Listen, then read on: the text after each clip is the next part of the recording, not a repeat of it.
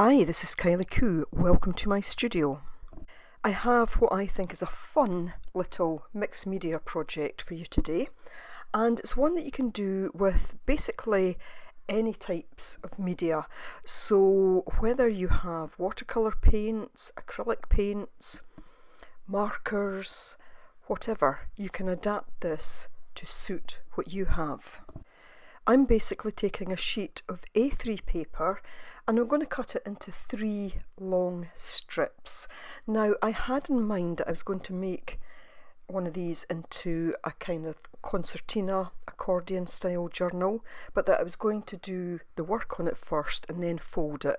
In the end, I didn't fold it into a little book because I just liked the way that it turned out, but it could easily be folded into a little book. So my page that I work on is roughly 14 centimetres by 59 centimetres, give or take a millimetre or two, or 5.5 inches by 23 and around 1/4 inch. So it was one of those projects where I started with one thing in mind but actually ended up doing something a bit different. So I'm starting here with some Inktense blocks. As I say, you could use anything. You could use watercolours, you could use acrylics, or you could just use crayons or felt tip markers, anything at all. And all I'm going to do here is to water these down, and you'll see that by watering them they actually start to, in places, blend into each other, just in the way that some watercolour paints would. I was just trying to get some kind of free-flowing movement down and onto the page. I didn't have anything specific in mind, I didn't have any particular colours in mind, I just pulled them out of the case kind of intuitively, so not thinking about what was going to go down, just looking at the colours. Some are quite bright, this kind of green is a bit more muted, but I just went with it because that was the way that I felt on the day. Now later on you'll see me introduce some other media, mainly Sharpie markers, which took me by surprise. I'd had the Sharpie markers for quite some time. I think the first one I pulled out didn't even work, and I thought, well, none of these are going to work now. I don't know why I bought all those Sharpie markers, but I had them and I thought, well, I will just give them a go. So there's not really a lot more to say about this process because I was just kind of working intuitively. I did enjoy working along this long length of paper, but that was purely based on the assumption that I was going to make it into a Concertina book. But as I say, in the end, I liked it as was, and I can imagine that I will make a number of these books. So you'll see as we go along that I start to add more detail. Now this is at 4 times speed, so please keep that in mind. It looks as if I'm working through this at quite a pace. I think sometimes, I know this myself when I watch videos, that sometimes you think, oh my goodness, I must be so slow, because even although I know this person's working, the videos at double speed or whatever, it still seems that they create so much more quickly. But in fact it is simply because it's speeded up, it makes it look as if I'm going really, really fast, and I wasn't at all. I might from time to time slow little bits down just to let you see the actual speed I was working at. Now here I went on to the back of the page because in fact I thought if I'm doing a Concertina book, I quite like the back to be covered as well. What amazed me about this, and I can't remember if I show it in this video, is that the colours that I used on the back almost, in fact, they really were identical to the colours that I used on my recent sketchbook journal that I created. So there might just be something at the moment about these colours that are calling to me to use them a bit more. Because I use Sharpie markers on the front, they do actually go through to the back, and at the very end of the video you'll see some of those markings on the back, and actually in some ways I like the back as much as I like the front. In some senses, the front is not my usual style of work, but as I work through this period of what I'm calling creative recovery, I'm just trying different things. I'm playing with my art. I'm not concerned about how it turns out. Yes, I'd like it to turn out nicely, of course I would, but if it doesn't, there's nothing lost. At the moment, this is just about getting back to doing things and enjoying working with the materials. And these Inktense blocks I hadn't used in quite some time, so it was really quite nice to use these. These are very similar to the Inktense pencils, other than they're in a block, and you can, as you probably saw there, use them kind of flat on so you can get more colour down in one fell swoop. But yeah, so I'm probably going to put the rest of this to music. There's not a lot more to say about it. If you do have any questions about the process or anything, then please do ask in the comments section below. I do hope you enjoy it, and I'll possibly pop in at the very end just to say my cheerios. So enjoy the rest.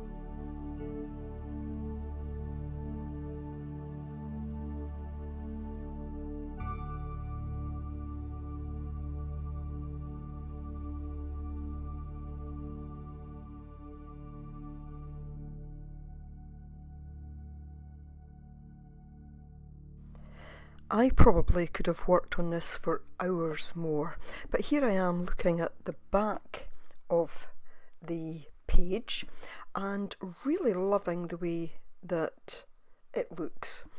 And yeah, it was just those little marks coming through from the Sharpies added something unintentional to this, and sometimes it's those unintentional things, or as Bob Ross would say, those happy little accidents that just kind of give you some other ideas. So although the background initially was just simply about having some colour on in case I made it into a little book, you know, there's something there that I might want to build on in future. So I do hope you've enjoyed this. I found this quite a meditative process, just working along and not being too concerned about the way that it turned out. So anyway, thanks ever so much for watching. I really do appreciate it. Take care. Bye for now.